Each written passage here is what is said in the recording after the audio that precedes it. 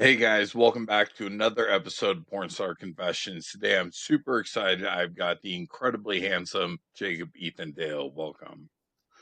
Thank you.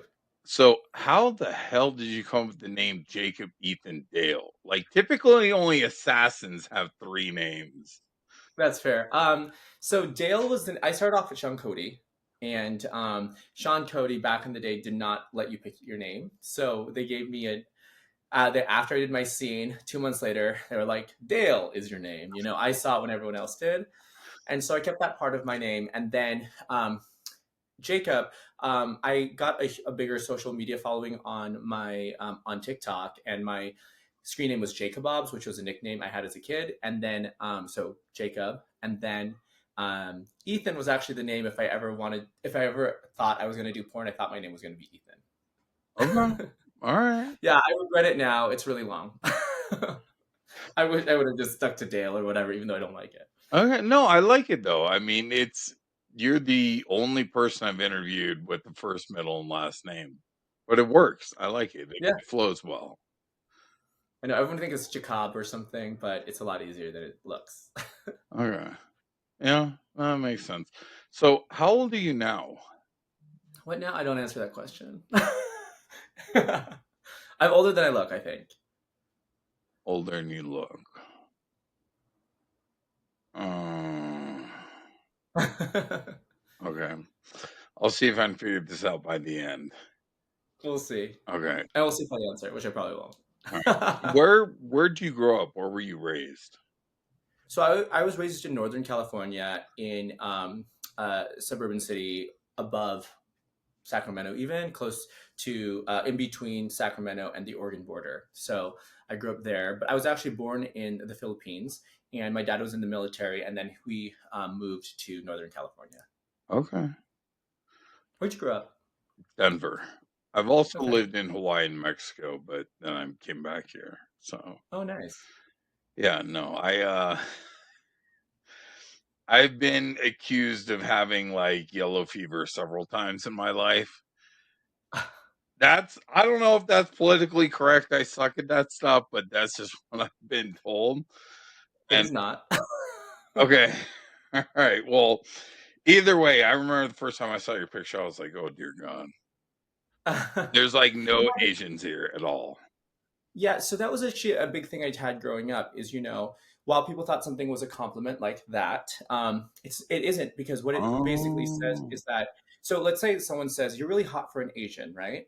So what you're saying, this guy told me, actually this happened just a few weeks ago. Someone said you're a really hot Asian man. I was like, you shouldn't say that. And he was like, why? It's a compliment. And I said, well, would you say you're a really hot white man? And he goes, well, no, I wouldn't say that. I said, okay. And I go, what would you say? You're a really hot black man?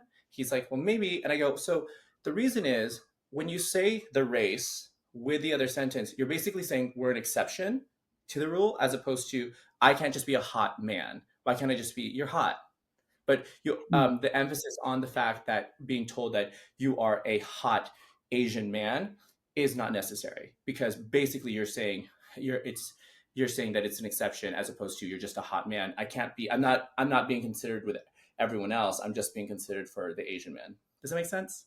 Yeah, no, it makes sense. And I want to agree with you, but when you flip it though, because I've been told I'm really hot for a white guy plenty of times, and I don't know, like this just because typically white men aren't like very expressive emotionally or aren't very passionate sexually.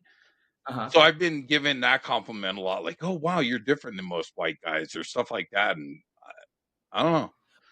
I think the problem lies in us all of us like generalizing with the when we experience a person or a minority to us, whatever is a minority to us, whether it is a white man to me or it is actually, that wasn't to me, but because I grew up only around white people, but whatever the minority is, our experience with one or two of that other, it becomes our generalization for Mhm. all.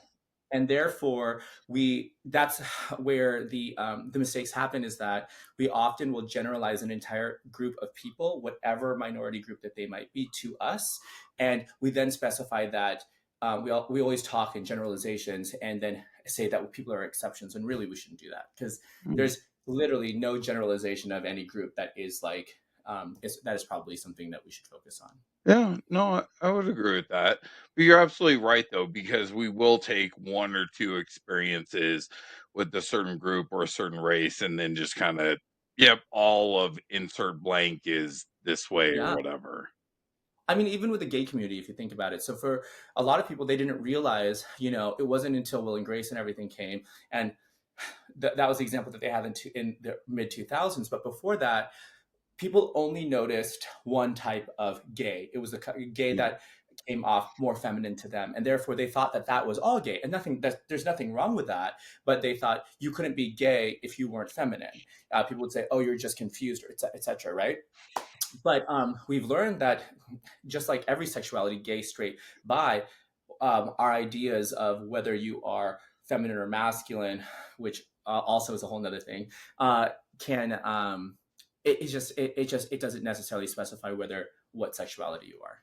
Huh. Yeah, no, that's true. I mean, I always felt like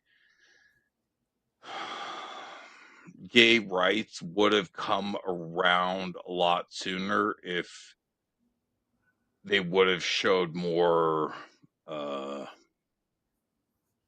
diversity and personality in like pop culture, if you will. Because like you said with the Will and Grace, like you had the guy in Dawson's Creek, it was always the very, very flamboyant. It wasn't just, you know, you could be gay and an roughneck, or you could be gay and a cowboy, or you know what I mean? Like, Yeah.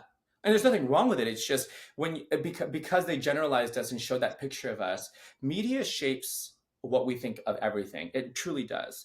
And that's why media is really, really powerful. And if we just use the gay stereotype, that was everyone's version of what gay was. And thankfully, as we've been able to make our own content or other television shows that have not focused on that, people see that everyone is pretty much just people, and mhm, it's not what this general group is. It's like what that individual is. This individual is more so this way.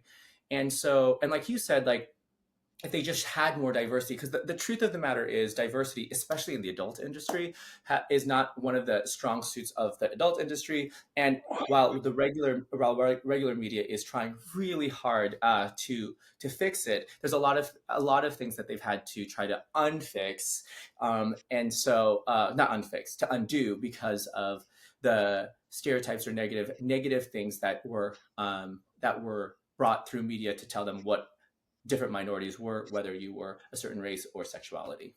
yeah. Do you think? I don't know we're gonna have such a deep conversation right away.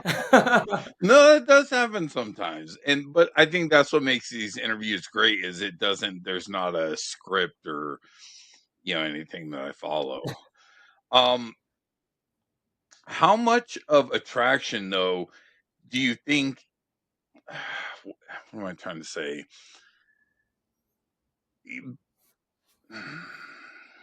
Okay, so speaking just for myself, Sure. I have like my exes have been every race, age, body type, everything, but I've definitely always had a slight preference for Asians.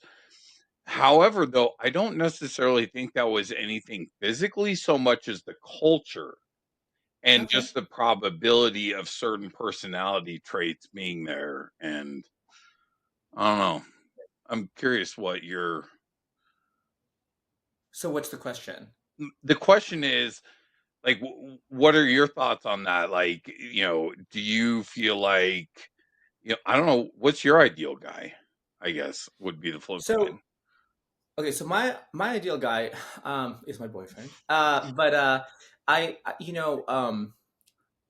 the unfortunate truth that I will 100% admit is that I think we are all raised to be um, a little racist, because media tells us what's beautiful, right? When I was growing up, the Abercrombie was king, and if Mhm. you've seen the documentary White Hot, they were telling us what was hot, and a lot of media didn't show Asians. Like a lot of media didn't show Asians. So when I was growing up, I grew up in an all white neighborhood. I was the only person of color.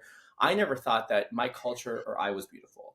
So I was society. I was pushed by media to believe that what was beautiful was these Anglo-Saxon, picture, whatever it might be.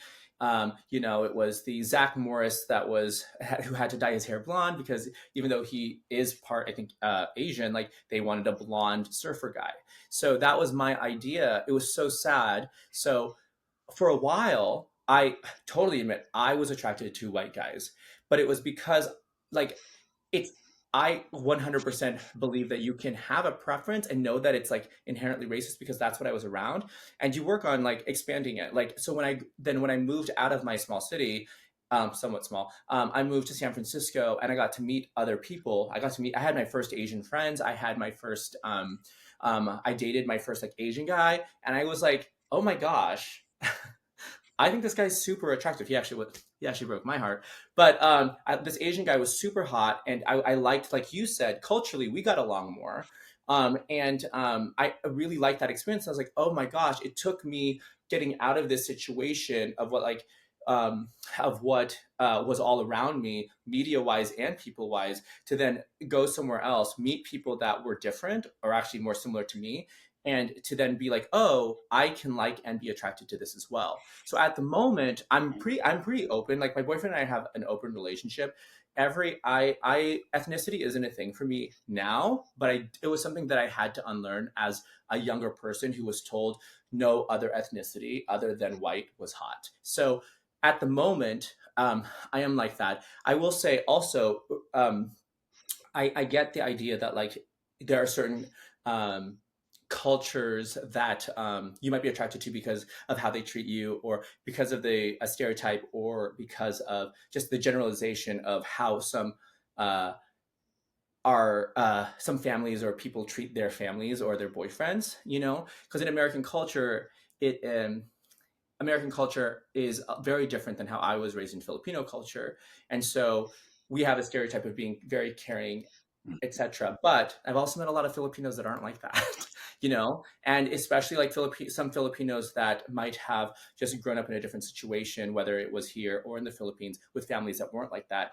They're not like that, but a lot of them might be more so what you were saying. I think so. Yeah, Did that answer your question? yeah, no, actually, way better than I thought. Because one thing you said though is you're right because for whatever reason, when I was younger, I definitely was not attracted to white people, and I think it's because I associated, you know, white with being like very materialistic and very shallow and being focused on just putting on a show versus Yeah. the actual substance of something. Right. Where in my experience, Asians were more focused on what something actually is versus the pretty show and bullshit we want to put on, and more focus on what actually matters. And but you're right though, as you age you realize, oh shit, actually, because go figure, my spouse is white, which Right. was the polar opposite of me 15 years ago. So Absolutely. Well, the thing is, we have this thing that humans do. It's confirmation bias. mhm, And once we start believing that a certain group or a certain type of person is a certain mhm, way, we usually only look at those types of people that confirm that bias, right? Whether it's positive or negative. The same can be said about, like, let's say you have a friend, right? And there's just this person that just annoys you. Like, but someone, let's say that there's another person that you absolutely love. They could say the exact same thing to you. Let's say like, girl, you look beat up or whatever. And this person, you'd be like, you're such a bitch. You're so annoying. This is why I don't like you. And this person would make you laugh because to you, what they have to say and what they have to do is a positive, and because you expect that from them, you have this whole like you have a completely different experience. They really truly just said the same thing to you or did the same thing, but because you have this bias, confirmation bias towards both of them, you see them differently. yeah, and then you also bring in the halo effect as well. Mhm. Is your degree in psych by chance? No, but I will say I took one psych class, and I thought about I really thought about it, and my friends come to me for advice a lot for love and relationships or just themselves, and I really enjoy it. So I did really enjoy that class, and I actually think that if I wasn't doing porn now, I'd want to be a psychologist. Okay. Did you go to college or no? I did, but I got an associate's degree, but then I was really into musical theater, and I right away I was booking jobs and traveling the world. So I've been very fortunate in Oh, the entertainment careers that I have chosen to be in. Yeah. okay. So before we go off too much, I want to go back to race for a sec because that's something you said you're super passionate about is like race in, I guess you could say, really entertainment. Especially in porn because when I think of Asian porn actors, I think of you, Damien Dragon, Zen Gokin, and yeah. Yeah. Well, I'm very honored, like, to be mentioned with any of those people. I think that Um, if you look at gay media in general, it's getting better, Oh, but it's not great for Asian men. So again, diversity has never been gay media's strong suit, mhm, and from they are they are not the most inclusive as far as body types, ethnicities, different types yeah, of guides. So with that said, from the Asian perspective, I think that when you look at ads or you look at any type of gay media, you'll notice that Asian men are not often in them. Like if you once you I tell you this and you start looking at popular underwear brands, popular things that are gay, you will notice that we are not in them. So a great example of this was I was on the Atlantis cruise, and I love the Atlantis cruise. It was so fun. And someone said, "Are you going to buy anything down at the in the shop?" Because I was like, I didn't bring something for every night. I'm just going to use some stuff. They're like, just buy something. I was like, I don't do that. I don't buy currently anything that doesn't have at least an Asian on their Instagram or an ad or anything like that. I won't throw anything away because I already have some of this stuff and it's expensive. But I going forward, I'm like, I don't want to buy any of that stuff. So I told, and I was talking to another Asian guy. I was like, go downstairs and check all of those things. There's not a single Asian ad in any of those things. And mind you, on the Atlantis cruise, have you ever been? no. Okay, there's a lot of Asians on there. So, all these posters, I would say like a good amount of the ship is Asian. It's great because I don't feel as othered as I might in other parties because there is such a lot of Asian people on the cruise. But with that said, none of the ads, and I have a video of it. I actually took my friend, we took a video. I was gonna make a TikTok video about it, but I never did. And I said, look, every single ad, not one Asian person was in any ad. And so you have all these tables with all this fun gay outfits. I personally I don't want to buy any of this stuff. And so I do that now with media and things that I want to do. I'll go to a photographer's Instagram and I'll be like, nah, my friend will have a photo shoot with them and I'll like their photos. I won't follow that photographer. I'm like, there's no Asians in this. And so um, when I say that things are getting better, it's nice because more recently there are more Asian men that are entering this industry and doing very well. And I think that that was one of the really big positive things about OnlyFans is we kind of Mhm, showed these studios that guess what? We're sellable because look how much money we're making that you're missing. yeah, And because of that, I think that it has put stepping stones into diversifying some of these studios, which were not very diverse before. I think that they're still having trouble with it. So that's where the push and pull comes because if you have a subscriber base that is so currently white and has always expected white, they're going to have issues with you putting people of color in. I've had, pictures of me with another guy and people saying, please don't put diversity in your studio. We're not looking for that. And so, yes, 100%. And so, you have to have studios that are like, I'm going to stand by this and it's not going to be performative. It's not just going to be a one-time thing because it can't be because you have to earn a new audience. And so I love that there's more representation in the in the gay adult industry because you can see there's more and more of us. Like even at the gay VNs, there have been a lot more people nominated. And just so you know, like I found this out. Someone messaged me. I won a Gay Vienne this year, and I found out I was the first Asian person to ever win a Gay Vienne. I mean, I I shouldn't be. Like there's so many well-deserving Asian men um that didn't buy. It's still such an honor and so great, but I'm like, I texted some of my really popular Asian creators. I was like, have you ever won this? Because someone messaged me and like, I haven't won. I haven't won. I'm like, that makes no sense to me because they're so great.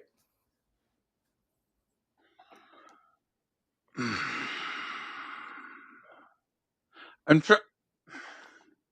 So I'm just going through this on my mind. I'm trying to make sense of it from a business standpoint, and I can't make sense of it because you're absolutely right that the studios are going to produce what makes money, or take like the Atlantis cruise.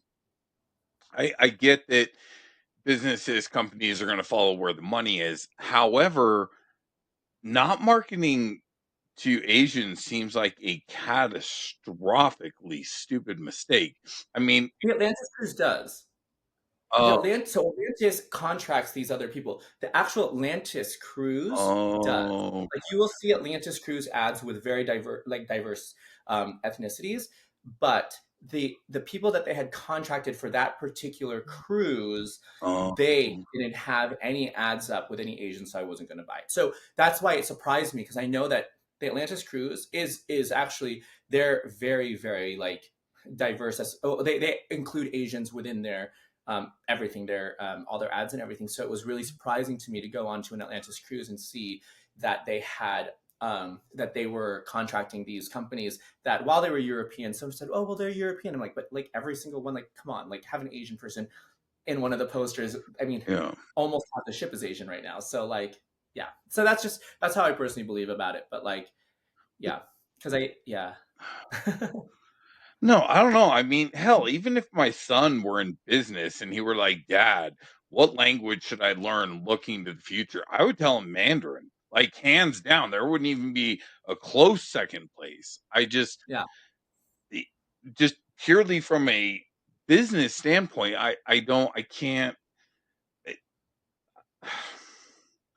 like, I can't be the only gay dude on the planet who thinks Asian men are insanely attractive. Like, that's it, you're and not. I mean, no, there's a huge market for it. It does well, and if they the thing is though, like I think that there's a weird thing with studio porn right now. Like there I think that studio porn is also trying to find its way. Because things are changing so quickly. Like have you worked for studios? I don't yeah, know. Yeah. So how long have you worked for studios? 7, 8, 6 year 8, 7, 8 years roughly. Right. And how many Asian people have you in those 60? Zero. Okay. I actually thought we were going to say at least one. Wow, zero? 0. There you go.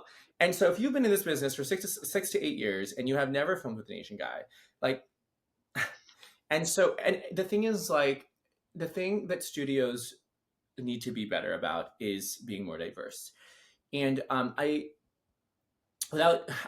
now worked for so many studios, but I have talked to different people within the industry that have said it is hard because when you have that subscriber base that was so used to something and you give them something that they might not have a palate for because of racism and or whatever, and they lose money, right? So Yeah, do you want to take that risk or don't fix what's not broken, right? To them, because to them, what's not what they're not trying to change the world, they're trying to make money. And yeah. that's why actually I just had a really good experience with a shoot I just did last week, where I felt like we were trying to tell stories to help not only change um, what porn meant, but I mean not only change the type of porn, but also change what porn meant. I was in a week last week with I think this is good because it's a positive, so I'm going to name them Yeah, yeah. with Just don't trash Himeros. talk anybody. Yeah, I won't trash talk a specific anyone, but I will say that I shot with Davey Wavy's company, Himeros, and it was not only like collaborative, it was also we had like a person to speak to us prior to they had a life coach that spoke to us, gave us exercises, and then we got to collaborate with them on the ideas for stories. And they were very kind because they listened, and they weren't two-faced, I guess. Because I think that a lot of people don't realize that when you say something to one actor, you say something in front of another actor negatively about another actor, especially if you're in management. When you leave the room, you're thinking, are they doing the same about me? And at this studio, it didn't feel like that. And we got a lot of say in what the scene was going to be about, and we got to brainstorm these ideas to make ultimately what will be a movie, that the scenes for these things that they'll be releasing throughout the year. So that felt really good. Yeah, Wow. they let me put some of the elements of what we're talking about in it. Okay. Yeah. Yeah, no, I mean, I think in the end it's going to, like you said with the OnlyFans, as creators like yourself are becoming more and more and more popular, at some point they're gonna have to be like, let's risk it, and you know what I mean? Mhm. And again, the more the video sells, the more of that's gonna be. So just quick side note to those of you watching, if you see content that you really, really, really want to see and it's not being produced all the time, go out of your way to buy that scene, because that is like that's democracy in action. You're voting with your dollars. Honestly, that's literally the strongest thing that we have is our dollar. Like, Mhm. no, people will not listen unless you affect their paycheck. And so it's the sad truth. Like, as I've gotten older, like, I realize, like, if there's not somehow I can be like, you will make money or something like that, some people, a lot of people that are higher up won't listen. Yep, true. Yeah. Absolutely. Okay, so let's go. So you grew up suburban town, seems to be, pretty decent childhood, right? You went to school, you said you got your associate's degree. Yeah. Where'd you go from there?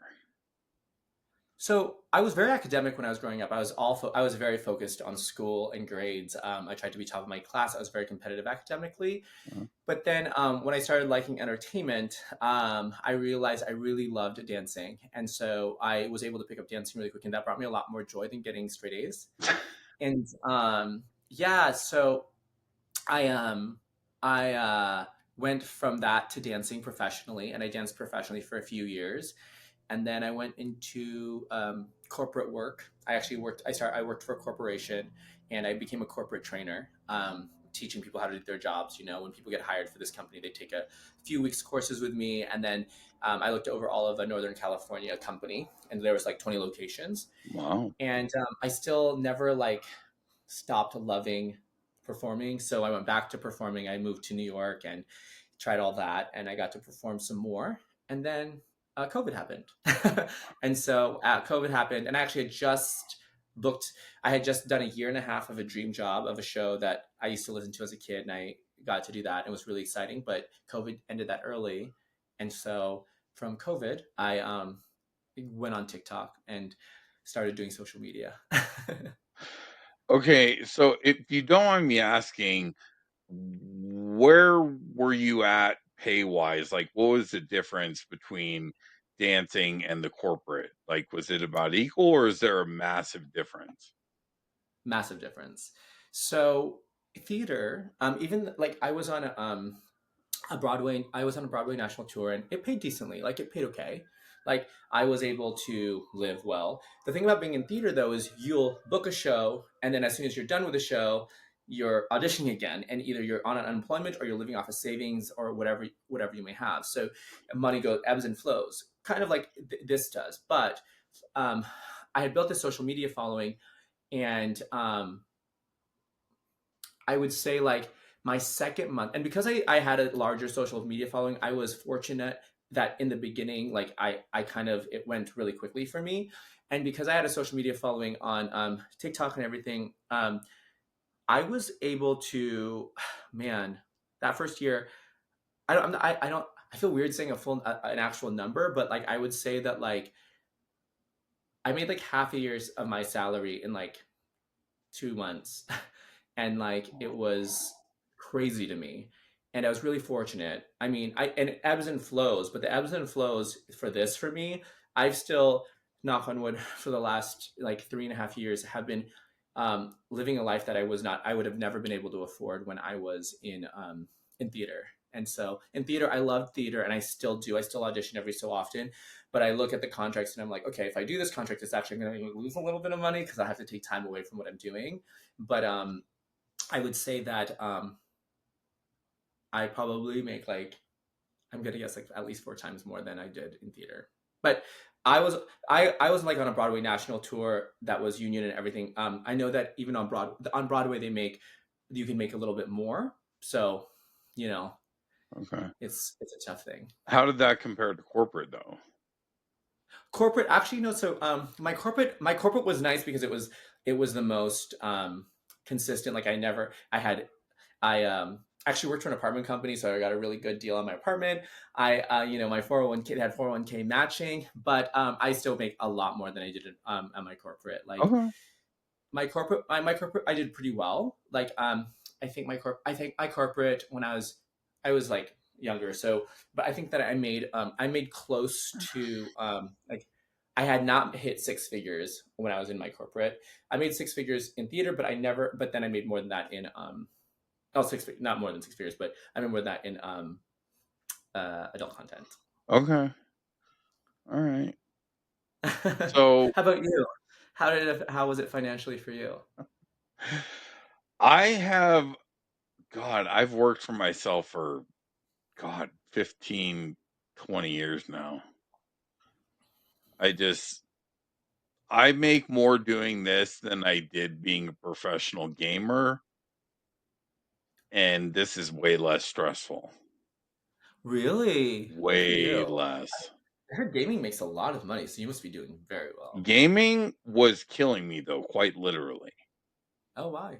Because like the best way I know how to describe it is, have you ever been in like a fight or flight situation where it's like, oh my God, just super anxious, super just, have you ever been in that?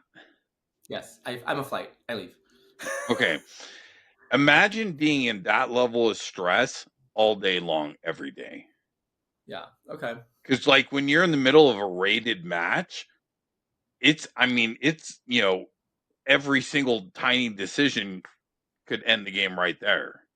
Right. So it's not worth it. Fuck that. Nope. What game did you play? World of Or was War, it multiple? World of Warcraft, actually. Okay. Wow. Yeah, long time ago. I As don't a have kid, time for it's like games every kid's anymore. dream to become like a gamer, right? It's not worth the stress. I promise you. It is hell no. Do you still play games for fun? Fuck no. I don't have the time for that. You know I how much work this job is? do. I Yeah. mean, okay, so like let's say you took all of your time, right? That you put into, everything with this job. What percent would you say is realistically actually having sex? Oh my gosh, like 10%. Like, I mean, even the editing for me, like, yeah, I mean, sex is like it's almost like that's like your rest time. You're like, I'm gonna have sex. I mean, if you have a cameraman, but if it's not, then you have to do a little bit more. But yeah, sex is probably I mean, maybe not 10%, maybe like 15%, but a lot of it, you have to market, you have to edit, you have to do all these things depending on how much you do yourself. So yeah, Okay. it's it's not just having sex. No. That's why, that's why that's what some people expect all it is, and that's why they have a hard time, because it's also about knowing how to manage money, manage marketing. Like you have to be good at these things or hire the right people to delegate the right people to do it for you. And I mean, people hate this, but a part of it's a little bit of luck too. Like, Mm. you and like there are people that theater is a great example. There are people that work hard, so hard every day. They take class every single day. They are better dancers than some of those people on Broadway, but they'll never make it. It is insane because part of it is luck. It's being at the right place at the right time. It's looking a certain way. Like for example, like I'm not the hottest guy, but like I genetically have things that like, oh yay, like I am lucky that I was able to get that, whatever that might be to a person that's sellable. And and so, or just being lucky enough that I had a big social media following to start with, you know, people make content, people work really hard, and sometimes they're just not successful. And that's like something that a lot of people don't like. I think it's a lot of like capitalism and like the social idea that like if you work hard you'll make it. It's just not true. It's just not true. There are people that will work as hard as heck that will not make it because unfortunately they don't have either there's something that they don't get that another person might. You disagree?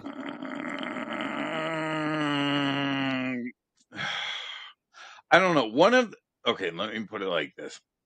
One of the core beliefs, like hill I will die on, that I have is I just have to, like, for my own sanity and my own well-being, I have to believe that absolutely anyone is capable of anything. I have to Mm. believe that when you start taking personal responsibility, if you work your ass off, like, I have to believe that you can be successful. However,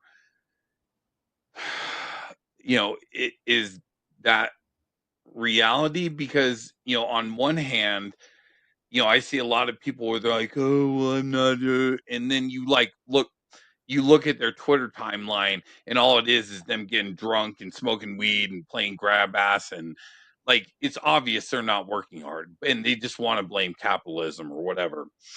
But on the flip side, you're absolutely right that there are some people who like take the stereotypical Hispanic single mother. She's working her ass off, like 2, 3 jobs, and she's never actually going to get ahead. So, is my belief, is that a product of confirmation bias?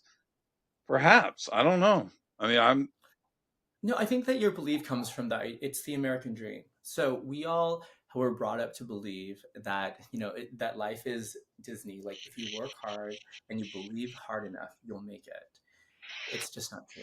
The thing is like depending on what privileges you were given, we are all given different privileges when we arrive on this earth, when we are growing up, and how you and what you're able to maintain. For example, like you're saying, a single mother that has to work 3 jobs, basically, which my mom did when she was younger. She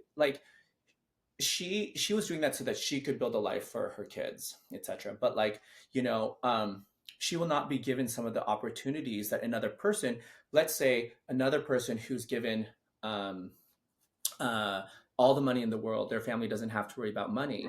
That mother can then pay for her kids to go to every school, go to every dance class, and learn some of these things that have this ability to learn how to sing, how to do all of these things. These people without money, who, if they want to be singers as well, might not be able to afford all this stuff. So it's going to be a lot more difficult for them. As much as hard as they believe and as hard as they work, it's going to be a more difficult road. Can they get there? Yeah, absolutely. It's going to be a great story, but it's not going to be as easy for them. And both of them, there are people that have everything that don't make it, and there's people that have don't have a lot, and they don't make it. So it's just kind of um, it's one of the things we want to believe in. But the thing is, like, if you work hard and you do these things, hopefully you'll find a job or an avenue or something that you will be good in, that will bring you joy or happiness. Because the thing is, it's like, I believe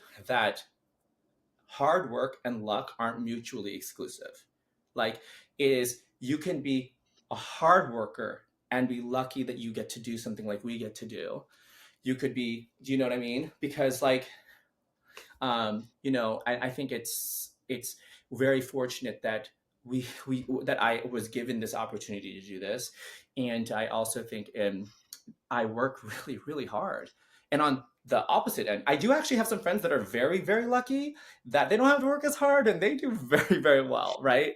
Um, and so, yeah, I think that we, I don't know where I was going with that. I don't know. I think there's a balance though, because if you take this extreme, like no opportunity, no nothing, no access, zero everything, right? And then you take this end over to here where you're a trust fund baby. I would actually argue the ideal situation would be somewhere right here. Because I've known a lot of trust fund babies. You could not pay me all the money in the fucking world to switch place with any of them because they are the biggest whiny crybaby bitches. Oh, everything's the end of the world. They're emotionally like, fuck no. Hell no, you could not get me to trade places with one of them. They are incapable of a relationship. They sit around all day, feel sorry for themselves. I've seen way too many horror stories of trust on babies. See, but you're generalizing again. And that's a confirmation bias against all of them. So, because the thing Oh, is, some of them work really, really hard and are given these opportunities, and it's really nice. I love seeing a celebrity say, I was um, the girl that was in God, she's the Indian woman that was in The Good Place. She's very much like I was given a lot of privileges. But I was able to. I still work really hard and I'm really successful. You know, and so I think that there's like you said, I think that there's lazy people who are given everything, but I also think there's a lot of hardworking people who are given everything that are able to use that, and they are able to grow and become something based on the privilege that they have, but also the hard work that they have. And it's the person over here, it's harder for them to take the same risks that these people have because if I do it, let's say if I risk today and I risk $1,000 and that's like my rent, yeah. I'm going to be out on the street. I'm not going to like I don't know what I'm going to do. Can I risk $1,000? This person that's a trust fund baby can risk $1,000 very Yeah. easily, right? And so this person's going to have to work hard in a different way to make more money to make that $1,000, etc. So are they going to risk that on top of trying to go for this dream that they have? But doesn't adversity build character? Of course it does. But I mean, everything, I think everything we do in life builds a character. Like whether it's positive or negative, we are the sum of our experiences and the people that we hang around. That I think you just hit the nail on the head. I would argue that is the single biggest factor is the people you hang out with. Hmm. Like you are the So, average of your five friends. Show me your friends, I'll show you your future. mhm. Whatever variation of the saying you want to use, it's the same thing. So how does someone that is so then doesn't that give advantage to someone who's born with everything than someone who's born in a very poor situation that they are not able to get out of a difficult situation? Let's say you have your the five people that are closest to you are in a home that is doesn't treat you well and doesn't have any money. And who are you able to hang around then? And who are you able to learn from? I'm talking about your social circle, not your family. I see. Like Yeah, but same outside. thing. But your social circles are also defined of where you live. Like there are certain neighborhoods that like don't that like stay within their neighborhoods. Like even the school districts that we have, school districts are confined to a certain area, those certain groups. So as especially as a child, if that's our formative years, how do you get out of your neighborhood? That's the only place that you have, right? I don't know. I mean, I think if we're using this spectrum again, I think my experience with this end and your experience with this end is polar opposites. I don't know what you mean. What do you mean, my Like experience? this end, because I can't think of one single person who I've ever met who's a trust fund baby, if you will, who anyone would want to switch places with. Not one. However, it sounds like you have known plenty of people who grew up with money and used that as a springboard, and it definitely gave them advantages just from the life I've had. Fuck no, you could not get me to trade places with one of them. I think that I think that what I'm trying to say is that my experience with a couple of them doesn't mean that it's true about all of them. And that Mhm. means every type of person. just every person, right? And my experiences with people, and it's really hard not for me not to do that, because I definitely will. I do say generalizing statements sometimes, but I do try to catch myself and say, just because I had this experience with three of them doesn't mean it's all of them, Yeah. whether they're rich, whether they're poor, whether they're white, whether they're Asian, etc. Yeah. No, that's true. I So, mean, wow. Who knew that this? no, Go ahead. I mean, I will tell you when I get into these types of conversations, people really enjoy it because they feel like they learned something. Absolutely. So, I think that, yeah, I think that, I've had to learn a lot of different things growing up, and even though I am older, and I'm still learning to this day about like the things that I experienced, and my worth, actually. Because the thing is, one of the stereotypes is that, growing up, Asians are, this is a wrong thing, but they were called the model minority back in the 80s. And because of that, we were told to we were pressured to stay quiet, to be good, to be doctors, yeah. and to be all of these things, because Talk or we no. uh, Right. we wanted to be good, be. Mhm. And so really what that was doing was pitting us against other minorities, and putting this pressure on us to uh, not really talk out. So now that when so no, speak out, speak out. So now in this new generation, when people are speaking out more, it's not because it's something new. It's because we're starting to feel safer and listened to be able to have these types of topics, these conversations. If you had this conversation with me a decade ago, I think it would have been very, very different. And because I still, there are some things that um, that even in the last 3 years, I've very much changed in my beliefs in. Mhm. And that's the big thing that I think that um, we should all do. I think we should all take moments to listen to each other and take in other people's opinions, whether it changes your opinion or not. Like, I think it's really important that we listen, because sometimes we don't really know what other people experience, Mhm. because we haven't.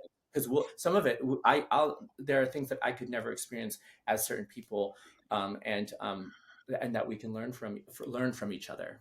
Yeah, absolutely. Because I think that a lot of the problem right now is everyone thinks that their perspective and their experience is right, and is how everyone is and is treated. So should be treated. Oh,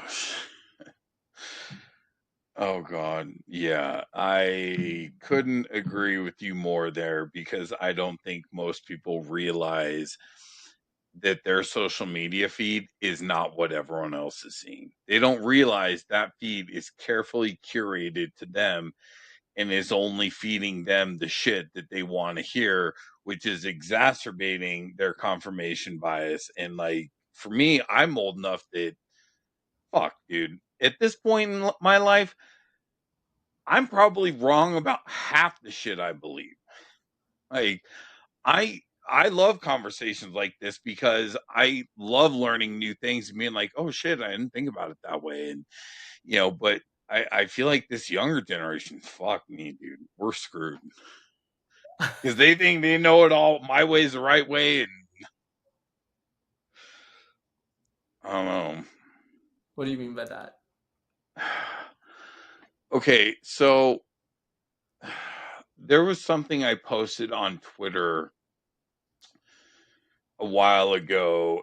I can't remember what it was, but I basically said some guy had left some nasty comment, and I was like, "Oh, really? And who's going to become the arbiter who decides what's misinformation and what's not? You?" And he just, yes, absolutely.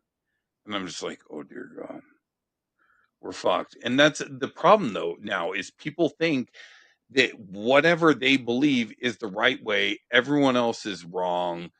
The idea that they could even be wrong about something, or like you said, that someone could have had a different experience,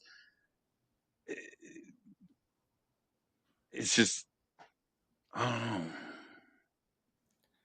know. Um, let's see. Yeah, I think that hmm. I think, well, there are certain things that are facts, right? There are facts. If we're going to talk about something that isn't based on facts, or just something opinions, like what we think of a movie, our opinions. that then our opinions are valid. But I think that if we're arguing something that has facts, that's something more so like I'm not the arbiter, but I can give you this information from here. So I had a discussion with someone, and we were talking about things, and I actually said, "Can we pause? I don't know enough about this topic," because I went on Mhm. to another topic, and I said, "Let's have this conversation week while I research some of the stuff you're talking about." And by then I was able to say, okay, here are my facts and where they're from. And the other person said, well, I didn't look up anything. I just know. I was like, okay, well, then I'm not going to Mhm. argue with you. Because the thing is, like, I took time to research the question that you were asking about, and I gave you uh, articles, etc. Like, I truly believe in NPR. I think that they're a good news station. So, like that was one of my sources. I had different sources that I had taken out for them, whatever. And this other person says, well, no, I'm not. Well, then I'm like, you know what? I'm not going to argue with someone that's unreasonable. If you are Yeah. unreasonable, then there's no point in us continuing this conversation. So nowadays, I'm just like, if I once I discover that you were an unreasonable person, I'm like, okay, that's fine. There's no use. Like, there's nothing that I can say or do that will change your mind. And if you don't believe in facts, then like there's really no argument. Let's talk about a movie, or if it's something that really does affect me, and it's something that like you're like I don't like gay people. I'm like we're good. We're not friends. We're not going to be close. Yeah, no, this was not something I can't remember what the post was, but it wasn't something that was, like, factual, like the temperature at which water boils at or something like that. It was something that was very, you could argue it both ways. I can't remember. Like, I don't Yeah. post political shit, but I think you hit the nail on the head that it comes down to, is it reasonable? Can you be a reasonable person? Because you Right. can reach a reasonable person. Yes, exactly. Like, even if There's been times where I've been wrong, and not often. No, just kidding. But I do think that like it's great to have discussions because I learn things that I'm like, oh wow, I didn't know you know that case happened. If I look it up, I can see, oh, that is factual. Like Mhm, this is what this person says, who is a credible source. So yeah. So, how did you alright, you have a social media following. Did you ever consider doing porn prior to that? Well, no, because you did say that Ethan, right? Well, so I thought about it after I was given Dale. So 10 years ago, I did just a solo, and I did a solo for Oh, Sean Cody, and it did really well. They asked me to come back, and I had to decline because I lost my job. It had a really negative impact in my life because 10 years ago, this industry treated performers very differently. mhm, So I just did that solo. Fast forward a decade or so, and I was when I was on social media and I was getting a larger following at that time on TikTok. I think I had 300,000 followers. People would be like, "Hey, you're that guy from Sean Cody. You're the Asian guy from Sean Cody." And so I was like, you know what? It's the middle of the pandemic. I was like very nervous, but one of the great things about social media, especially TikTok in its earliest days, you were able just to listen to people talk about different things. And one of the big things that I kind of learned off of TikTok was, and this is now 4 years ago, yeah, 2020, was sex positivity. Like people that were just talking about it in that way, um, and because I think that my generation, millennials, etc., it's having too many sexual partners, you're a slut, etc. We have all these negative, these um, stigmas against so many things sexually, like even just talking about sex is taboo, right? mhm, So this very liberating like sex positivity movement that I was discovering on TikTok. I don't know, I mean it's been around for a while, but for me to finally hear people outside of um, uh, my circles, etc., talk about it this way, I was like, maybe I should try this again. So then that's when I decided I'll take that step because I just wanted to. I felt good enough about myself and the decision I was making to make it at that point. okay. What was your first dipping your toes into the pool, if you will, or did you just jump all the way in the deep end? Are you talking about like when my first time I No, no, did no, the solo? not back in the day in 2020. Oh yeah. I kind of so. Hmm. I think it was like I did like I took like 5 photos, like in a jock strap showing my hole or something like that. I can't remember exactly. Or like I did the splits in a jock strap naked, and I think I showed like my butt. I think was the first couple photos, and then I showed my dick within the first like month, and I mean the first like week, and then like um and then 2 weeks, my second week, I had my first sex collab. I went way too quickly. I it should be a slow roll, everyone. That's my big advice. Is like go slowly. Okay. So, How what? about you? How did I? Oh God, Yeah, I was I was an escort actually at the time, and Jessie Dubai contacted me because she wanted to shoot. She wanted to hire me to do a shoot with her. So I was like, okay. And then we were going together doing the collab, and the entrepreneurial side of my brain started kicking in because the problem with escorting is if you're not seeing anyone, you're not making any money. So I was like, oh, I see the, potential, revenue in this and that it's residual. And I asked her like halfway through, I was like, how about you keep your money and you teach me how to do what you do instead? She's like, okay. nice. So are you bisexual? I just say sexual, like she's trans. So I don't know. For me, I love that actually. it's always come down to, like I told you, like if I were to show you a photo lineup of my exes, you'd be like, there is no fucking rhyme or reason to this shit at all. But the thing that they all have in common is personality and mindset. That's always been what I'm most attracted to. Cool.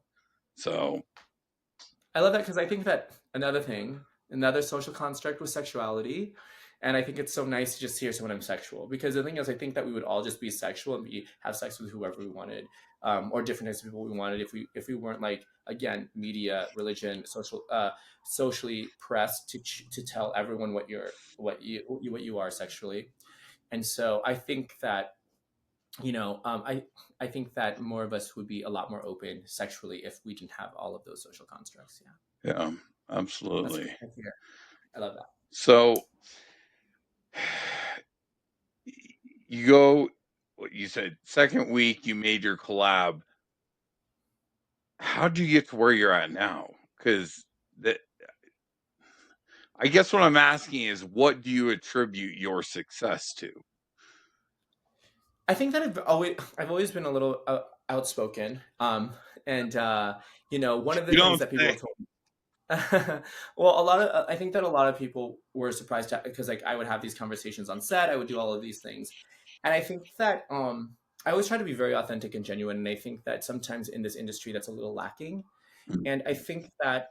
I'm I don't think I'm a bad looking guy, but I think that a good looking guy who has like a good personality, like that has like something to say that it really gets people attracted to them because there's a lot of super hot like traditionally conventionally beautiful guys out there, and they're just not fun to talk to.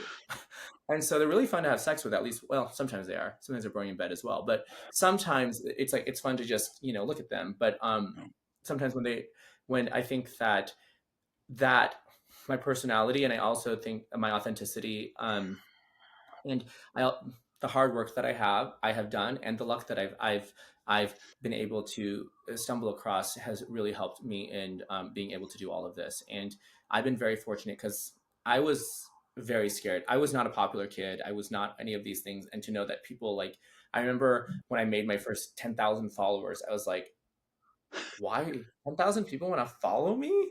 And like I was just doing the stupidest skits, and I was like, oh. And then when I talked, people like liked it, and yeah. So I think that it was a combination of those things that have made me successful, and my continued drive and force to work really hard. Yeah.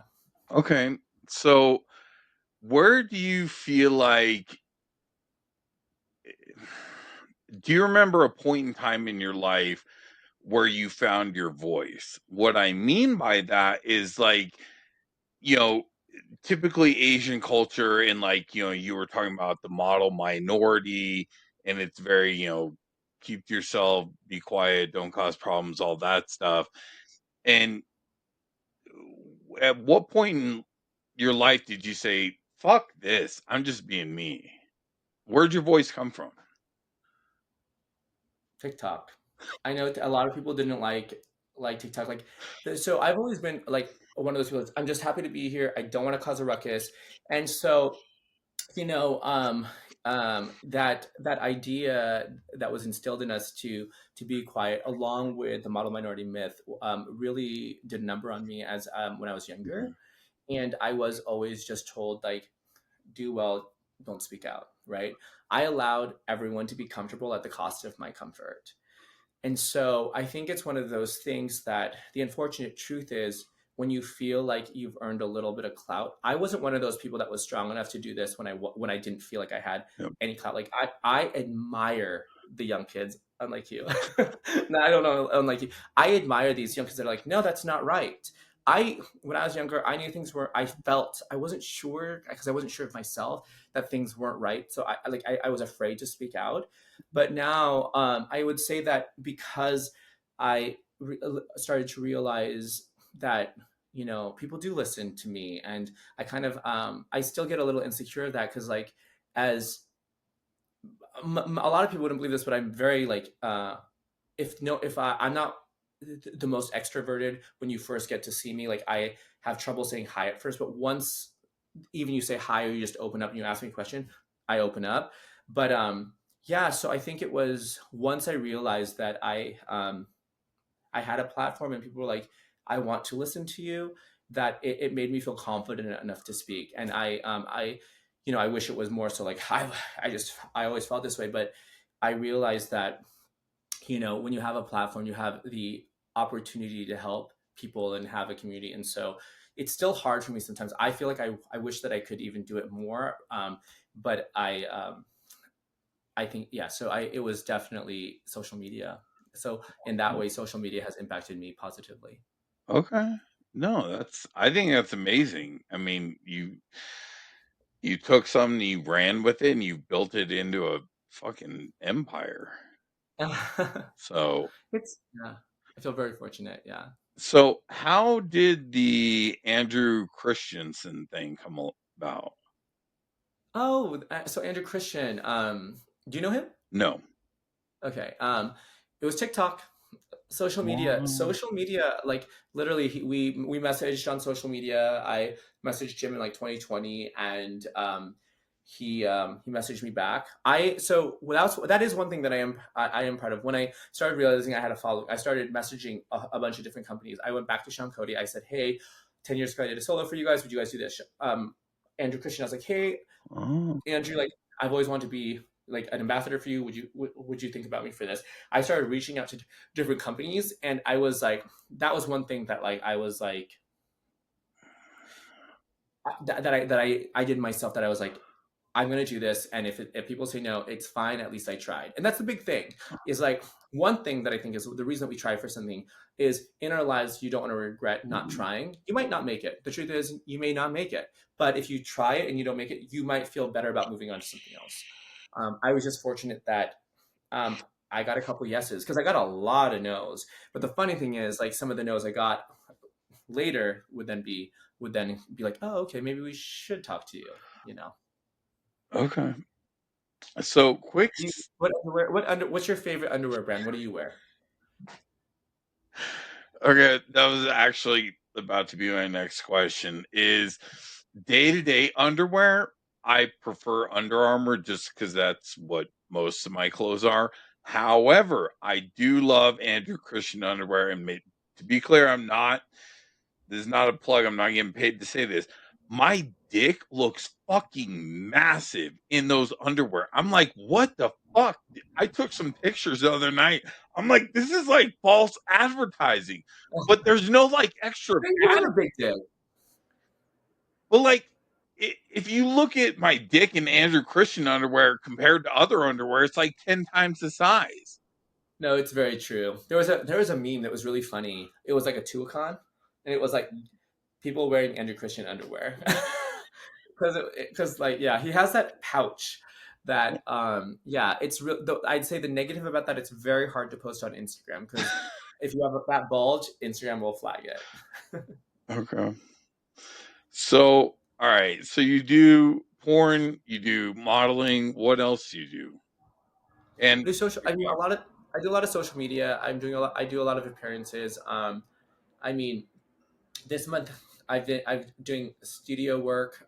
I don't know. I guess I'm really fortunate that I am consistently working within this industry, and then every so often I'll do a show. Last year I did another theater show that was fun, but as far as this, I get to do it full time. So whether it's just making appearances, I go dance sometimes at clubs, and yeah, next month and sometimes I do things on my own, right? It's like on your OnlyFans. I'm going to Europe for 3 weeks with my boyfriend. We might go to Asia again also later this year to do more collab trips and things like that are a lot of working. So if I'm not working for a studio, I'm working for myself because like it is a lot of work. It's nonstop. okay, I'll ask you after the interview ends, but I'm like trying to age you as I'm going through your story, and I can't. I mean, you being Asian, you've got like plus 10 to aging as far as like aging extremely well, but I can't fuck do I'm stumped. So I'll Okay. ask you off camera. I feel like I'm gonna do an age reveal someday. We'll see. Oh my god. I know that you're a lot younger than you look just by the way you speak and things you've You mean said. older? Or yes, you're older than you look. Yeah. I know that because there you don't look old enough to have experienced the things you've said. Right. But one thing I thought Saved by the Bell would age me, but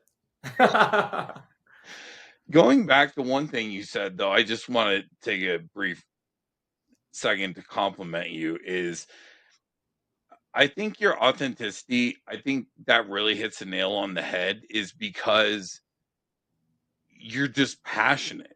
Like I'll interview some people and they're just like, Bueller, Bueller. And I'm like, fuck, man. Fuck. Like, can you get some voice inflection? But like when you talk, you're so passionate and like you smile so much and you're very, yeah, just no. thank you. I think it's one of those things too. Like I've been told like uh, yeah, I'm I f- I think it's too I don't know. I think I'm very dramatic. I've been told I'm very dramatic, so I guess that all makes sense. And it's funny because this is just how I talk and how I am. But yeah, Okay. I appreciate it. So how long? We were also very easy to talk to. Oh, thank you. How long have you been with your boyfriend? Who you're interviewing next week, I think. We Wait, have been what? together. Yeah, he told me he talked to you, and you guys are interviewing next. Dean Michaels is my boyfriend. Oh, okay. All right. Okay. We have been together. It'll be 3 years in May. I absolutely love him. Oh my gosh, he's the best guy. It'll be 3 years in May, and we've known each other for 5, but we've been officially boyfriends for 3. As of May. Okay. So how did you meet? Walk me through all this. We met on a Broadway tour. We met on a job together, and I really liked him. We were friends. We had sex. We were like very sexual, and yeah, he was a really good guy. And um, we kind of left when we did the tour. We had some things that we had to work out, and then at probably like a year after that, we reconnected, and we were trying to be friends. And I was like, I can't just be friends with you. I love you. Yeah. Okay. So w- one unfortunate reoccurring theme that I've noticed in doing these interviews is that porn and dating, generally speaking, don't go together. You know, they'll meet someone. Oh yeah, it's cool. You do porn. Fast forward 2-3 months. Oh yeah, yeah. I'm sure you've seen that. Sure, absolutely. My question to you is, how do you two manage that? So I think that the biggest thing about relationships in general, friendship or closer than friendship, is communication, Mm, and is finding someone that is willing to try hard to make you feel loved. And you have to first know what makes you feel loved. You have to be able to verbalize it to other people, because the thing is, common sense isn't common, and how we feel loved isn't necessarily how other people feel loved. And so the way that we navigate it is that we are very honest and very candid with each other. We both knew that when we started, we wanted to be in an open relationship, and we had a lot of trust in each other. And I completely trust him. I know that we really have nothing to hide. And I mean, he is the first boyfriend, and this is what I really tried to do this time. I was like, I'm just gonna be completely open. He has the code to my phone. He has everything. He doesn't need it, but like, if he needs to use my phone, I let him use my phone, etc. Because I have nothing to hide. I'll literally tell him, "Look at all the sexting I did with this guy. This is so fun, right?" Because we are sexually open. I found someone that it has that's similar to me in that way. Because you have to find someone that morally, etc., fits within the same morals you have, and then find someone that also wants to treat you the way that you need to be treated. There are things that we can compromise and things that we can't. And um, we are very, very honest with each other. We talk about the times when we feel less than, or we need more, and we try really hard to make each other feel that way. And when it comes to, I think that, you know, if I also am not afraid that he's going to leave me for someone else, because I believe that if I am and he was going to, I probably shouldn't be with him. And because, like, the thing is, if I'm going to worry about you being with someone else, that you don't love me enough to know that you're going to emotionally want to be connected to me, because to me, sex and emotions can be connected, but can also be disconnected. But ultimately, in the end, like, if you don't want to go home with me at night, like, then you should probably be with someone else. That's just the truth. Like, I shouldn't have to fight for you to want to come home with me. Like, or to be to wake up with me the next day, or whatever that might be. Like, I'd be very sad if that was true, but if that was the case, if I was fighting for that, like, I just don't have time for that anymore. I've been in enough relationships where I've realized that that's just a waste of time, right? And so I think I think it's the honesty, the candidness, and just being able to communicate what I need. Okay. Because a lot of times people say they're mad at you and they're like, well, what can I do to fix it? And they're like, I don't know. Well, how can I fix something if I don't know how to fix it, right? Like, Yeah. they're like, you should just figure it out. Well, how can I figure it out? Because I'm a different person than you are, right? And so, yeah, I think it's one of those things. Also, like, I went to therapy, so therapy taught me a lot of things that I did not understand. And so, like, for example, I used to get really mad, like, because I want people to want to do things, right? Like, I shouldn't have to ask you to do something. Um, as simple as, I shouldn't have to ask you to offer to wash the dishes when I cook food. I still will wash the dishes, but I just want you to offer.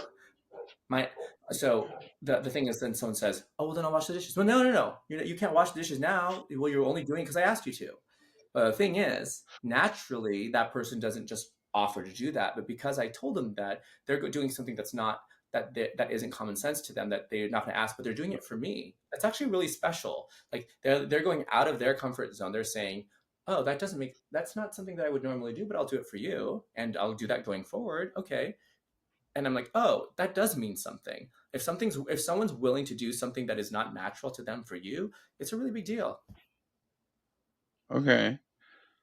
So, quick life coaching moment for you, because I've said Yes. this ad nauseum, is how did you get, how do I want to say this? When you're talking about like you want to be with him, but you're not gonna fight for him. No. Oh, But like I would fight for him. no, no, like you'll fight for him, but like the point is you're not going to try and force something that's not there. Like if you're like let's say, if he didn't want to come home with you. My question to you is how did you get to that point? Because you're basically like, "Hey, I'm here. I love you. I want to be with you, but I'm not going to try and force this." So, because I think you and I both know a lot of people will out there will try to force something to work over and over and over, and they know it's not going to work long term, and they're just essentially delaying the inevitable. How would you get to that point? I was on the other end. someone tried to force something with me, and to be nice, like I feel really bad because they're such a good person. I just knew it wasn't right. And like Oh, they would fight with me about wanting to do those things. And I realized like I did more hurt and I did more damage to that person than, because like instead of being honest with them and being like, I was and the thing is, I was too scared to tell them because I didn't want to hurt them for many reasons. And so because I discovered that about myself, um, I just feel like if anyone was to feel the way that I felt about that person, even though our relationship was in a good place, even all of these things, like I remember, like I sometimes wouldn't want to be there, and I'd wanna go do something. We opened our relationship up towards the end of that relationship, and I was just like, I'm doing more damage to this person than good, and I'm also damaging myself. I'm growing resentful. I'm growing angry for no reason at this person. All they're wanting to do is be with me. So I think, as much as it would hurt to know that someone felt that way about me, I'd rather end it and like be able to be free of that pain. damn, that was a good answer. That was a damn good answer. Oh, good. All right. So where does I'm asking this because there's lots of talk, online about open relationships and poly relationships and this and that, and there's a million variations. What is an open relationship to you? Like, what is the line between an open relationship and being poly? Okay. So I think first of all, I think you have to know what kind of relationship would work for you, and Mm, everyone is different, right? And you want to find someone that can. I know that I wouldn't be able to do a poly relationship. I yeah. want to be at this moment in my life, and that could change. People change. I can do an open relationship because to me, open relationship is you have sex with other people, but you always, the person you want to be with Mm, is that one other person. I don't think anything bad about poly, but at this moment, emotionally, I know that I personally wouldn't be able to do that right now. And that, again, that could change in a few years or whatever. But emotionally, if someone said that that's what I need in my life right now, I wouldn't be able to emotionally handle that. And I think that's one of those things. It's like, because like you said, like we've been in different relationships, etc. We know that like when we're younger, we agree to things that we're actually not comfortable with. But mhm. now I'm like, no, I'm not comfortable with that. Go do it. You're fine. I'm not comfortable with that. So, and that's there's those things that you have to discover what is your needs versus your wants. And like a need is like, this is an absolute no. And in my point in my life right now, that's an absolute no. But please go have sex with whoever you want, with some exceptions. Okay, what are the exceptions? So we have a couple. So we have exceptions with, you can't have sex with an ex. Oh, yeah, You can't okay. you can't have sex with anyone that's treated the other person rudely, right? Hmm, And so a lot of people don't. The gay culture can be really toxic in the sense that they'll only talk to the person that they want to sleep with, even if that other person might be the partner. And people will discover that if you're just nice to the other person and treat both of them kindly, well, I'll speak specifically for my relationship. We're fine. You go have sex with them. I'll go have sex with this, or I'll just wait. I'll go somewhere else. And that's just how we are. We're very confident in each other, and we have a like no questions asked ex nay. Like no, not right now. Like no, and we always choose. We will always there's a there's going to be so many men out there. There's people to sleep with, but there's only one person like emotionally that like I really like, one person's emotions who are the most important. And so my partner's emotions are more important than any guy. And so if I can make them feel better by not having sex with one person for a night, then I'm fine. Even if that guy's super hot and I want to have sex with him, like, you know yeah. okay, just I'm guessing 40. There's no way you are under 40 with your mindset. Well, you'll You have to you find out look someday. 25, but I'm guessing based on personality traits and mindset. There is no fucking way you're under 40. Why are you doing this? It's not important. Okay. So, what is the long-term plan? Where are you going after all this? Or is That's Yeah, that's such a good question, because right now I'm in that place right now. Like, what do I want to do next? And it's funny because everyone's like, "Oh, I have this all set." And at this moment in my life, I can honestly say I'm trying to figure it out, you know, because like the business has treated me well in most respects. But there's a part of me that's like, I don't know what I want to do right now. But every single time that I'm like, maybe I should do this or that, something will push me in a direction that I want to do. Like these next 2 months are really crazy for me. But as far as a long term plan at the moment, I don't know. Like, should I take, should I, like, what business should I go into? Should I open a business? Is one of the things that I was thinking. Or, yeah. So as of right now, I don't know what the long term plan is. Had you asked this to me 5 years ago, it'd be where I am now. So now I'm like, what do I want to do? What do I want to do next? Okay. It's weird. It's not like it's not like, and it's kind of like a nice feeling because I'm like, I feel like I've accomplished enough in this industry that if I continue doing it, I'm fine. And if I want to change, then is actually the scary thing. Like, do I want to stay in the comfort that I am in right now? You know? Yeah. No, I get that. So, is there anything? Well, I'm guess. Oh shit. I was gonna say you're super passionate about dance, but that's definitely a young man's game that you. Oh, I'm trying to think.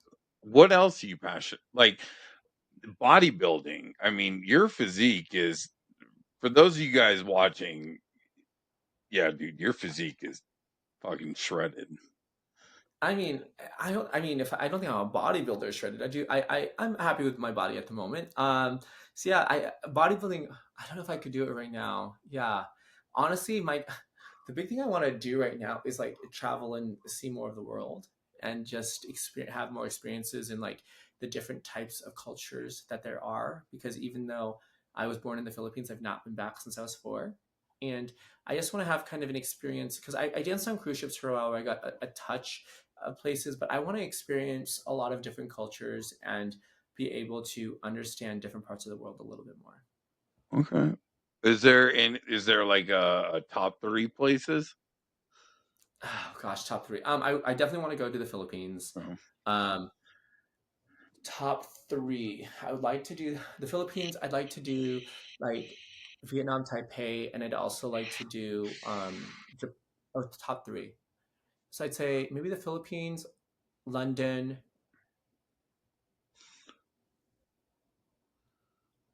maybe Singapore or South Korea. South Korea and Singapore might be, yeah. okay. I'm jealous of you because all of those places sound amazing. I can't stomach the fucking I actually my partner and I were looking up Thailand the other day and we googled the fucking flight time. I was like, fuck it. Hell fucking no. Nope, I'm Yeah, out. yeah. It's rough. I hate flying. I hate it. Like I've gotten more scared. Like when it's bumpy, I always think I'm gonna die.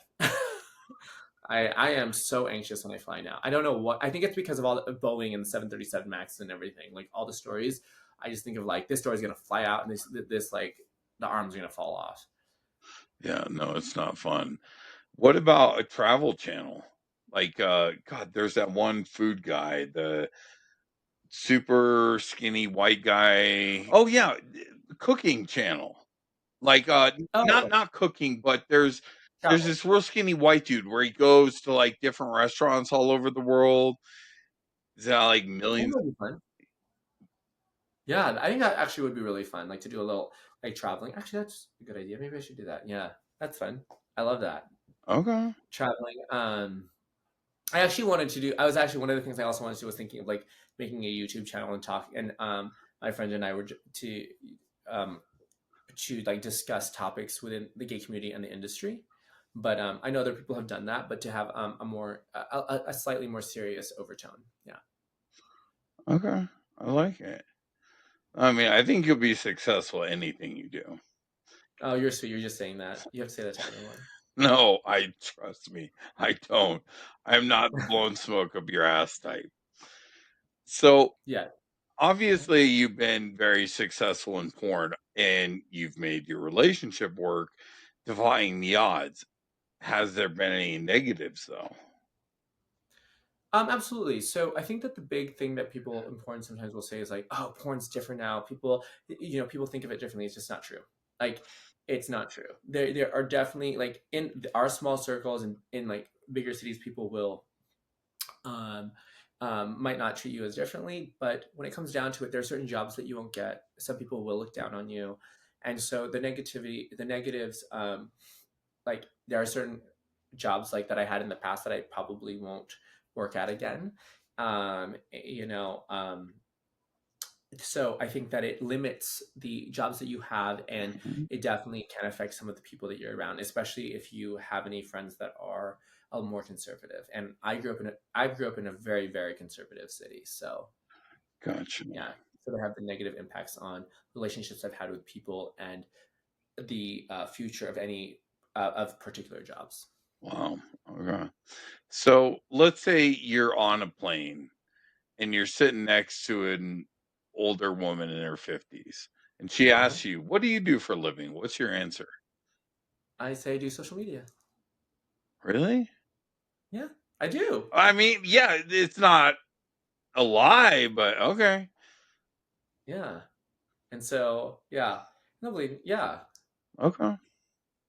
I don't think it's a lie. I mean, because I think it's like, it's also like when I'm on a plane, I very rarely want to talk. I'm just tired, right? Because I'll take like earlier flights.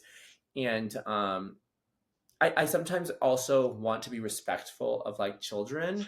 And so if there's any sort of child or anything like that, like I just prefer not to talk. Like some of my friends like will just talk, but if I see like any sort of children or anything like that, and it's not because I just don't think that like I want to have that spoken about in front of anything like that of any minors or anything. Yeah. Okay. Do you wanna have So kids? I do not. No, thank you. Hard pass. I'm good. That took half a second to answer. Okay. No. Yeah, my sister. I have nephews, so that's good, and I'm good with that. Yeah, it's a huge commitment, and kids deserve your time and your money. And I would rather spend my time and my money with my boyfriend and me. I admire your honesty. Okay. Do you want kids? I have a 22-year-old son. Oh, okay, great. Yeah. Yeah. No, he's amazing. He's like, did you ever watch The Simpsons growing up? Yeah. Yeah, my son's like the male Lisa Simpson. He doesn't do anything Oh, wrong ever. Yeah. how did you? Wow, you're very fortunate. Yeah, I would not want any more though. I'm not gonna get that lucky twice.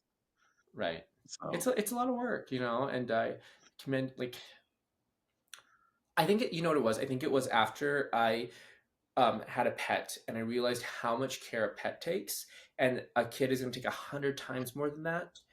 And like even just the ability to okay, I booked a job, especially with the jobs that I have. I'm like, okay, I have to find a place for my pets to stay. I need to make sure that they have these things. I mean, I worry about them like crazy when we're gone.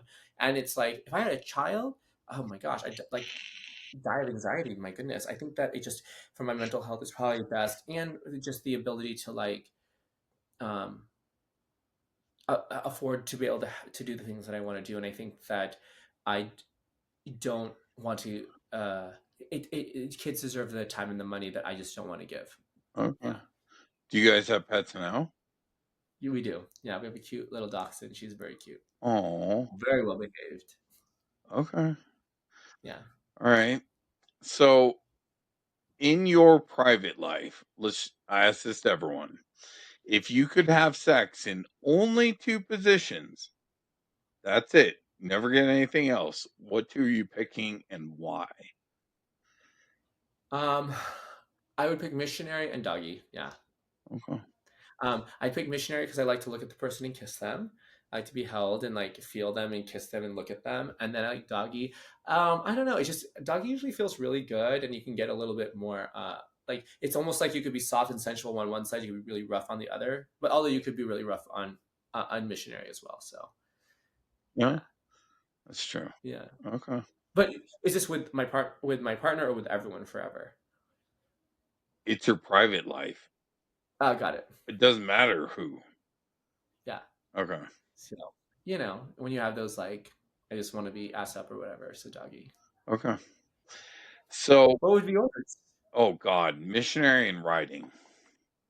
Oh, really? You want to be the writer or be written? I want to be ridden, or I want to Got it. be doing the fucking missionary. I don't know. I just for me, I have to see my partner's face. If I can't see my partner's face, that connection isn't there. And I'm at old enough that I, I don't know, just random hookups don't appeal to me anymore. There's got to be something. Uh, yeah. I want to see you. I don't want to see an object, if that makes sense. Absolutely. So, yeah, no, I think personality is truly everything. So, um, if I can't wait to find out how old you are. Okay. I'm not gonna tell you. If you had to take your entire life experiences, everything you've done, everything you've seen, just everything from, you know, summarize it all. What advice would you give to the people watching if you could only give one piece of advice?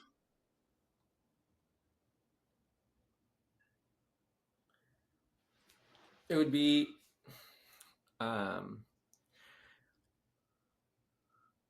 stop lying to others to be loved. It's like you really find out and discover who you are as a person, and surround yourself with the people that you are truthful about yourself too, because you will have a happier and more fulfilled life when you share the version of yourself that you love the most.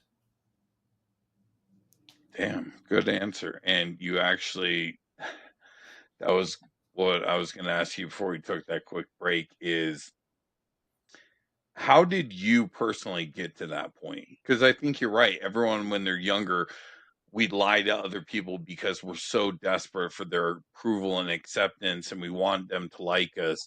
How did you get to the point where it's like,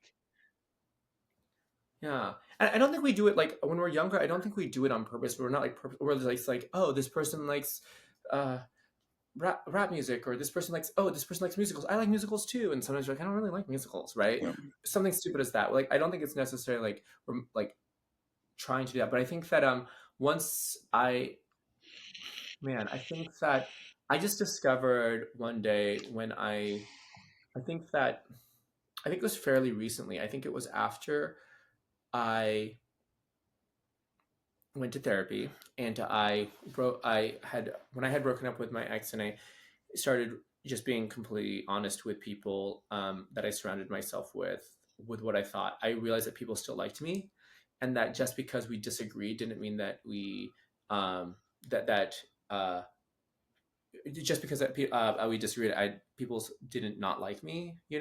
Like, I could literally tell someone that I don't agree with what they're thinking about something stupid like a restaurant or food or anything like that, or sometimes even you know things they think about life. And I just realized, like, the people that I found that I was able to talk to like that, I surrounded myself and I got closer to, and my life was like slowly becoming happier and happier.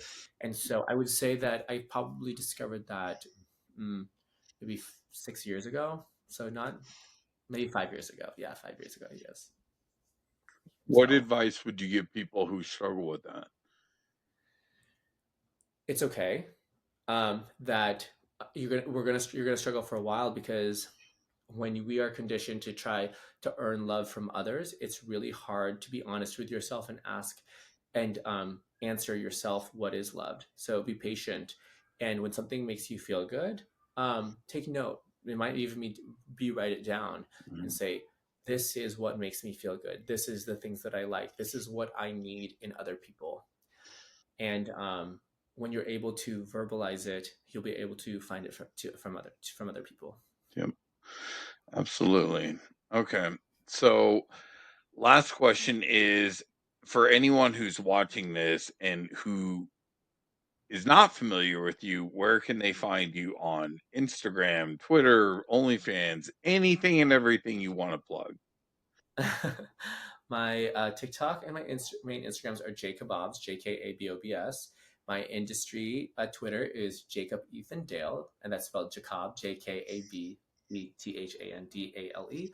And I have a Twitter for that as well. I mean, an Instagram for that as well. So, and if you have me on OnlyFans, it's Jacob Ethan Dale, and I'm on all the platforms, just for fans and for my fans, Okay. as Jacob Ethan.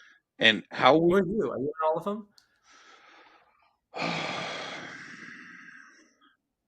I'm on Instagram, Twitter, like all the fan sites. However, TikTok is the one I don't use, and my son is always up my ass about how I need to get on it and all this and that. And I need to bite the bullet because I'm God hearing. guessing it has been very successful for you. It has, and you can put some of the, you can put some of this stuff on there, like put clips of this stuff. You have to be a little bit more co- uh, conservative with what your some of the topics. You have to beep some of the things out, like dick and those types of Oh words. yeah. But you could post clips of your interviews that and then lead them to your YouTubes. You can even post up to 10-minute videos now on, and you can, and they can be long because people TikTok now allows you to flip it. So if you have a 10-minute clip of a show, you have to be very cautious of what you say. Hmm. Wow. Yeah. Okay. All right. So, if someone hasn't seen your fan content, how would you characterize it? Well, I'm very versatile. So I'm a pleaser. You'll see me be very dominant. You'll see me be very submissive, passionate, and rough. So I'm a little bit of everything because I think that that's another thing that is different about me is like I love to try new things. And if someone is into something that like turns them on, a type of role play, a type of kink, I'm pretty open to it. So yeah, and I think I will say that I learned to be a little bit quieter because even I watched some of my earlier videos. I'm like, wow, it was very loud.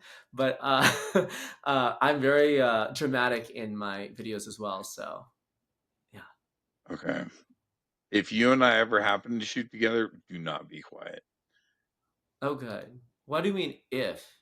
Okay. I don't assume anyone finds me attractive. Okay. You're very true. I, Um, yeah, and I hope that I taught you some of those, a little bit about some of those things you shouldn't say. yes, no, you did because I remember like I was upstairs and I was like, "Fuck, I wonder if that's politically correct." But I'm like, meh.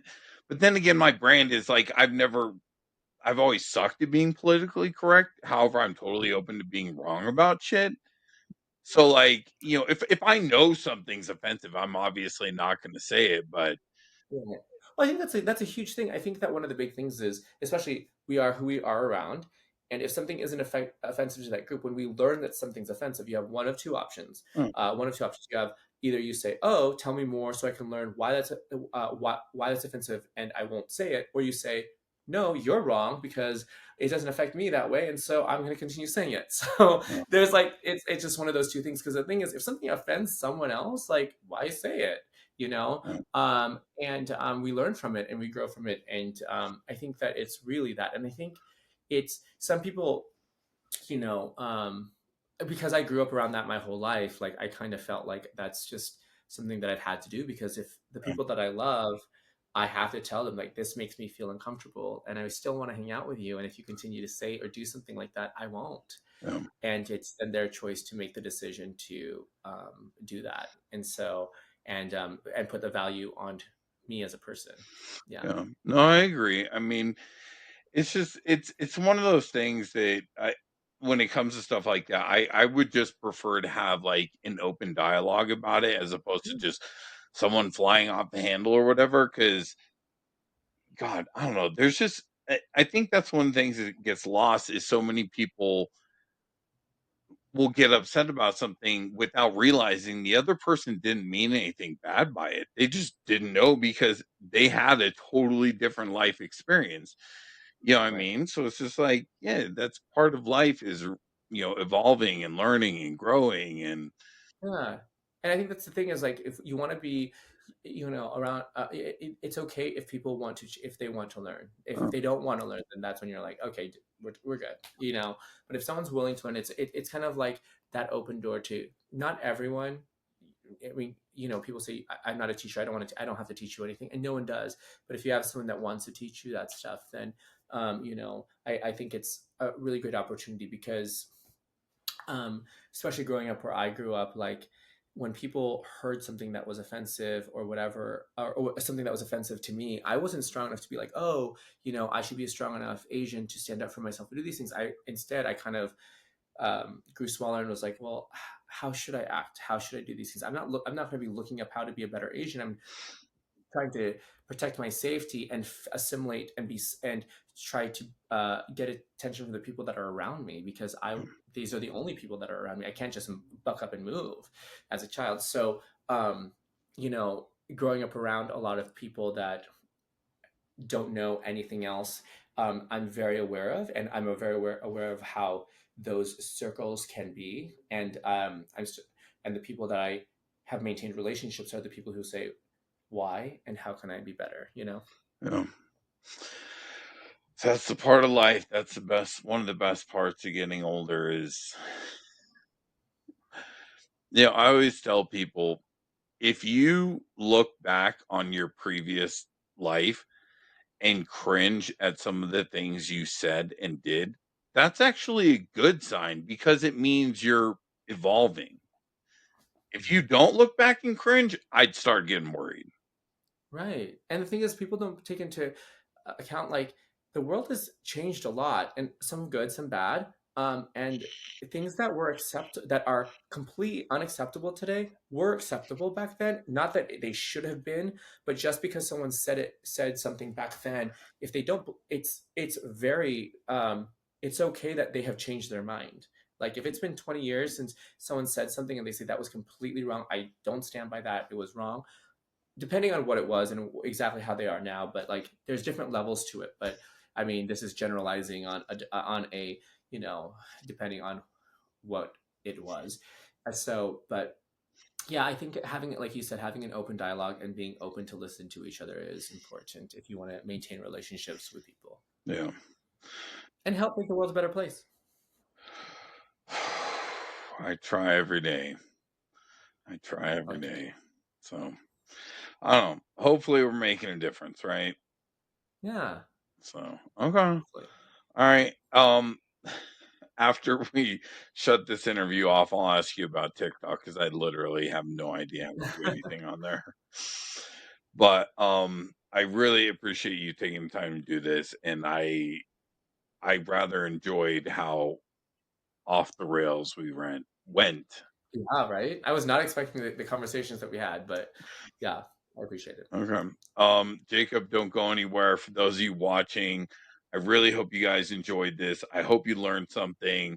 I will link all of Jacob's stuff below that YouTube will let me link. You can find my stuff down there as well. And I hope you guys all have an absolutely amazing week. Hey guys, just wanted to say thank you for watching this video. And if you did really enjoy it, I just wanted to mention there are two ways that you can help to support this channel. On the right side, there are three little dots. If you click those, there is a super thanks button. And on the left hand side, there is a join button where you can join this channel. There are three different tiers of memberships. The top tier does actually allow one-on-one messaging with me via Discord, and I personally answer that. It is not a service. That's just, both of those are ways that you can help support me as a content creator in this channel. I mention this because YouTube is by far the thing that I enjoy doing the most. It's the thing I'm most passionate about. And unfortunately, a lot of the sexual videos, the porn star confessions, the Dom sub, all that stuff, it is not monetized due to the nature of the videos. But either way, thank you so much for taking the time to watch this. I hope you guys all have an absolutely amazing week. I love you all.